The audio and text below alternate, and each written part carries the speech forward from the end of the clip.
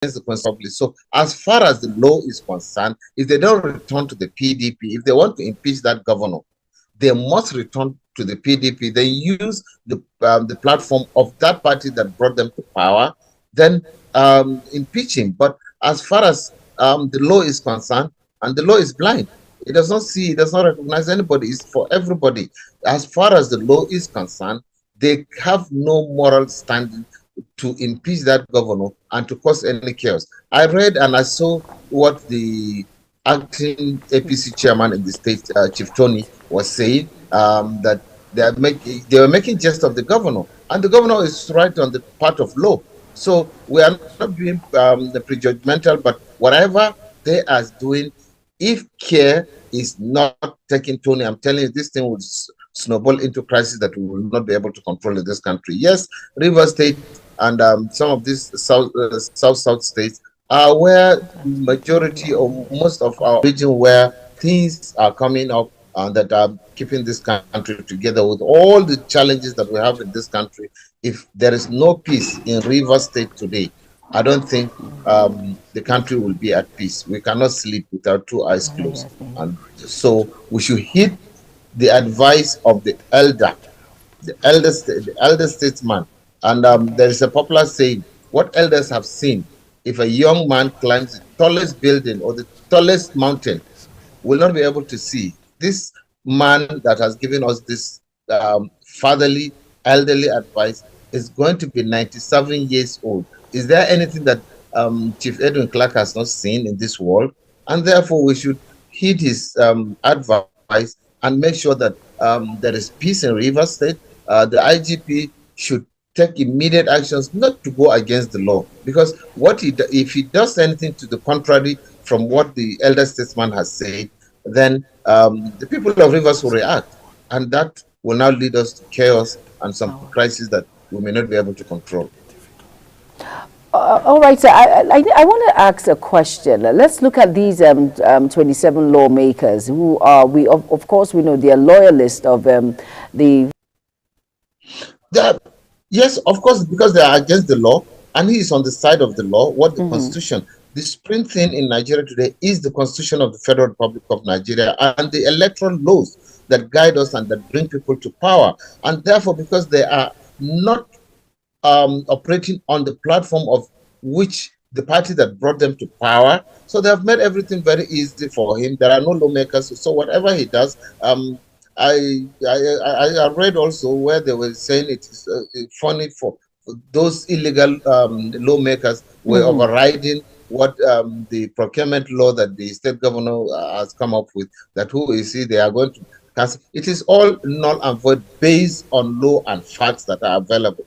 Unless, and I want to insist, unless they go back and retrace their steps and go back to the party that brought them to power and kind of have a peace meeting between them, the governor, and the parties. Then if they go there and operate as PDP lawmakers who are loyal to their principal, the man that they are supporting, he's still a member of the PDP, and he's a minister serving in the government of President Bola Ahmed Tinubu, an APC man, and so he is a PDP man serving in APC government. Why wouldn't he allow peace to reign in his own home state? His failure, if crisis in Gulf River State, his political career, his political base will be completely erased, and he will have no basement. He'll just be floating. And therefore, I would suggest to him, if he's listening to us, is for him to call these lawmakers based on the law. He's a lawyer, and he knows it all.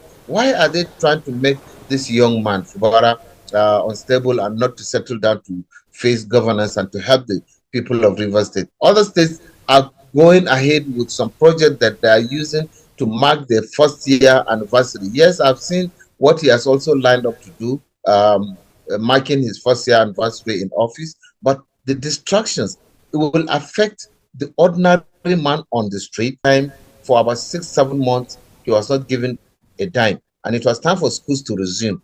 Tony Ekata is his name.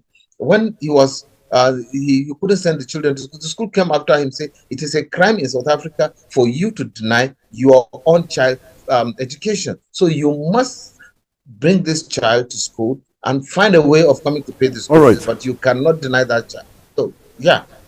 All right, let's... So they're playing into the hands of Bara. Okay, let's try to wrap up our conversation now.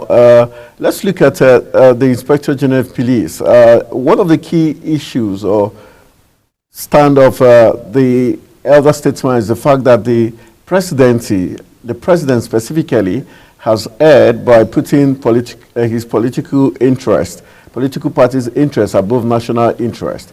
Do you think the Inspector General of Police would be bold enough to withdraw his men from aiding the 27 lawmakers who are by constitution illegal from parading and operating in the Rivers State House of Assembly? And do you think the call that crisis might evolve from this that would consume the nation be strong enough to make the government change its stand? He should be on the path of huge damage and affection and destruction of lives and properties. We should avoid anything possible that will lead to crisis in this country at this time. We are so volatile at this moment. The slightest thing that will happen will lead to so much colossal damages across the country. I tell you, we were in university when there was across the nation, there was tension where they needed, people would say Ango must go, when Ango was the VC of APU Zaria. And you know what? Because all institutions, all universities, federal university, there was tension. In my own university, there was no organized because student unionism was banned. And we needed somebody to lead us, some youth, some students just cut off neem tree leaves and they were working on their own, just waving the neem tree as if they are declaring for peace before they could say Jack Robinson. Everybody joined in. Allah for Bara to have his own time, and let's see what happened in Rivers State. We need peace. We need peace. Honestly, IGP, if he's listening to us, please stand on the side of law and allow the law to prevail and not illegality to be made to be legal.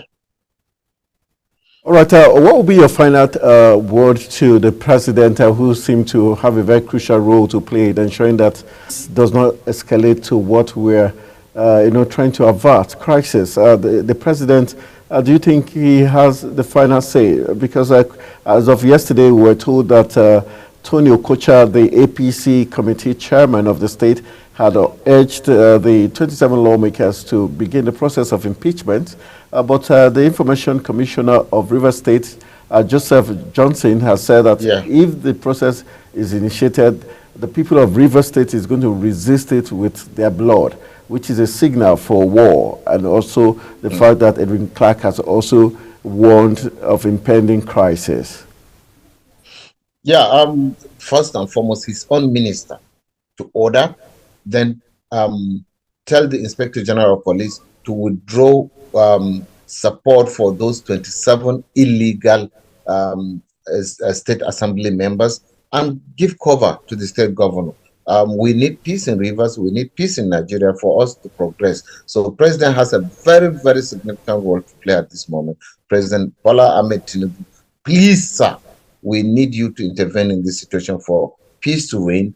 And we're already having economic crisis. And Rivers is the hub of whatever oil business we are doing in this country. And if there is crisis there, it will move to Delta, move to Cross River or Akwa Ibom and Imo, then the whole nation will catch fires. We don't want trouble or crisis in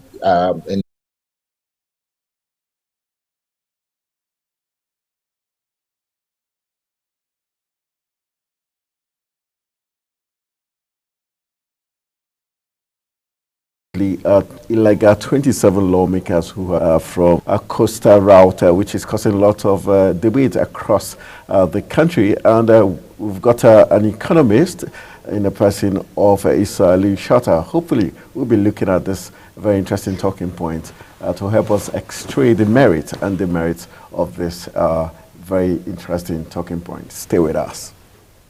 Welcome to Global Morning. The death toll from flooding.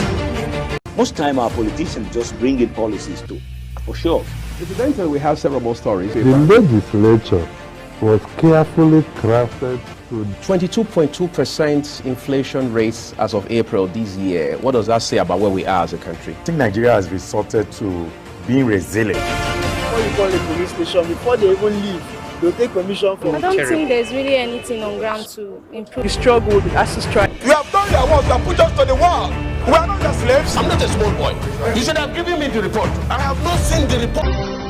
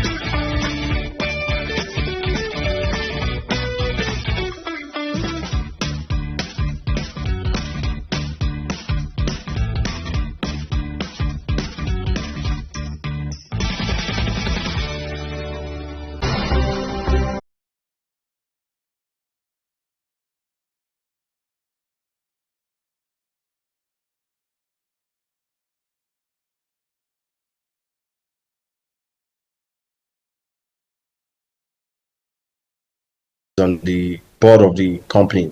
Is he verified? I think it is good that, we as Nigerians, there are a lot of news that flies up there, but we need to verify. If it is registered in Nigeria, of course, we can go to CAC and do our investigative journalism, so that we can see clearly that, yes, the president's son is on the board. That is one. The second aspect I want to put is, you could be on the board before, even if you have been removed, right? Your name will still be there, reflecting, right?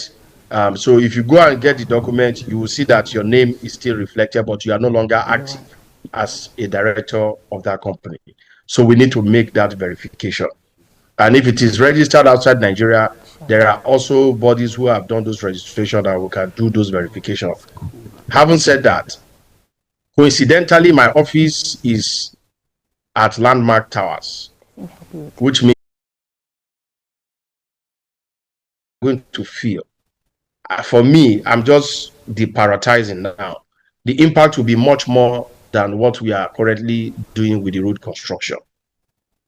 And there is also that general feelings out there to say that the government of the day is insensitive towards the plight of the ordinary citizen, given the current hardship, economic hardship that everybody is going through. Now, if that fund is well, distributed in the energy sector, in the security sector, in the health sector, we are almost going to see the significant increase, even in the agricultural sector. So you have 15 trillion, you can put it in 3 trillion in all of these sectors that I have spoken about.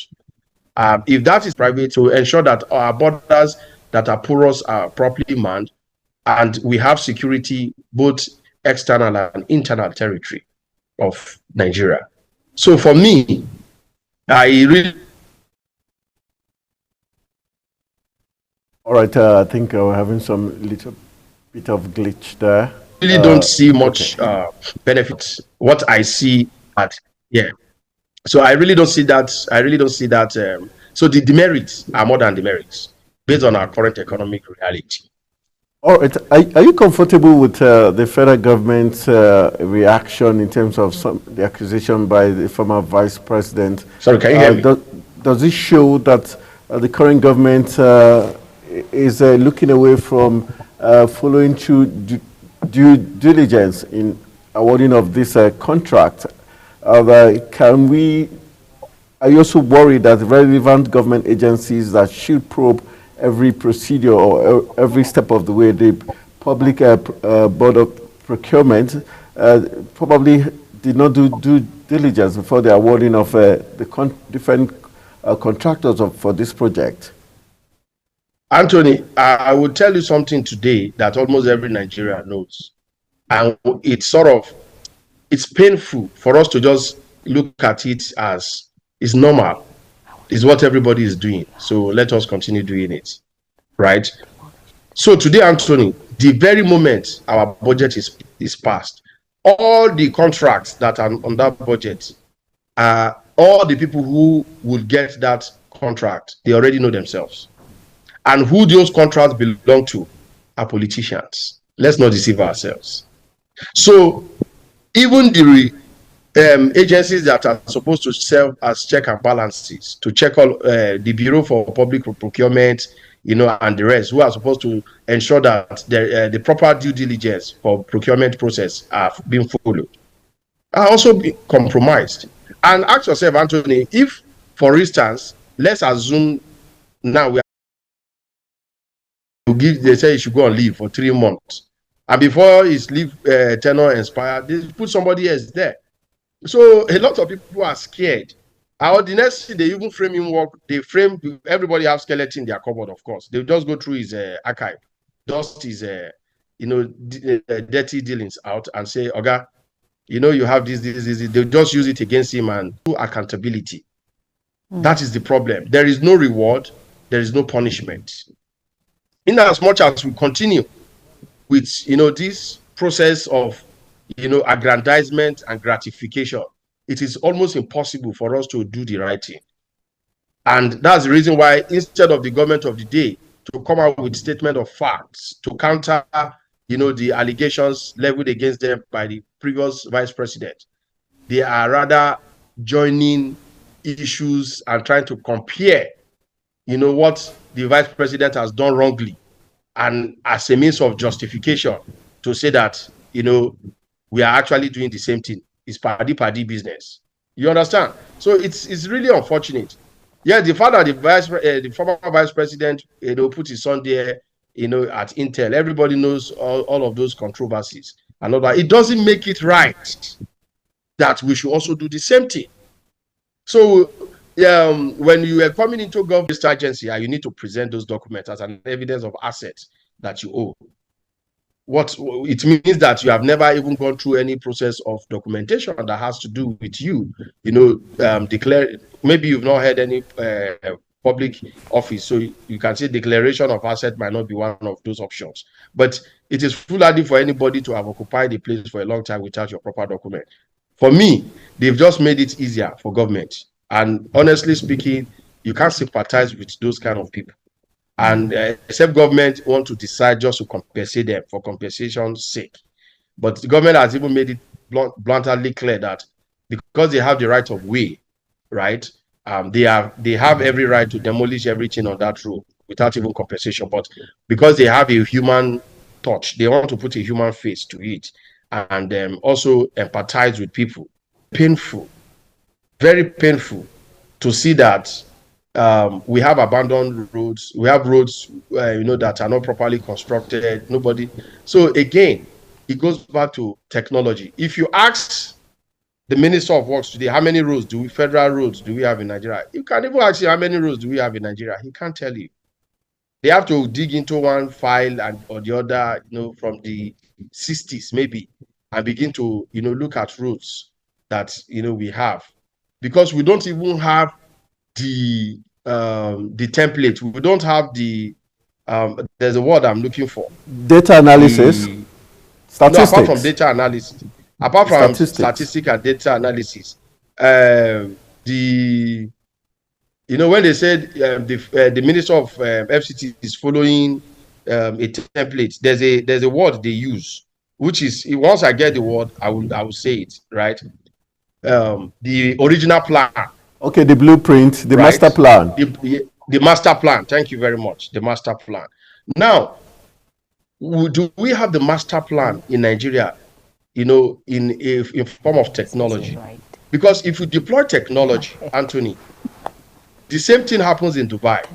If you have an accident on a road, they have seen it. Camera has picked it. They have an alarm system. They check which road is it on the system. And immediately they deploy a road maintenance unit to go to that road where accident has. If it's a burnt vehicle, they will immediately, I have seen it happen live. They will barricade that lane, and immediately they are going to, reconstruct that road, repair it. It happens at the tips of their finger because of technology.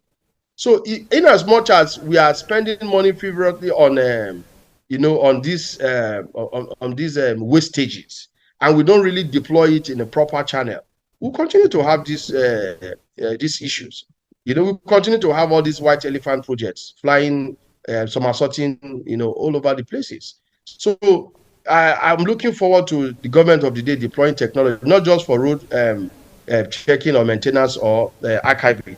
Even other organizations should abide the same thing. Power supply, for instance, if there's power glitch somewhere, how do you know? How do you trace it? Right? The same thing with distribution channel of our petroleum products or our petroleum. Yes, all our natural resources. Same thing with the mining. How many mining sites do we have in Nigeria today? I'm sure they don't know it. That's why you keep seeing them going after people, arresting them to say that they are illegal miners. So there's a whole lot that we need to onboard. We need to unlearn some of the bad things that we have learned. We need to do a lot of character check. We need to do a lot of integrity tests. We need to do a lot of restructuring. We need to do a lot of workings with our mindset to see that we are really ready to do the right thing.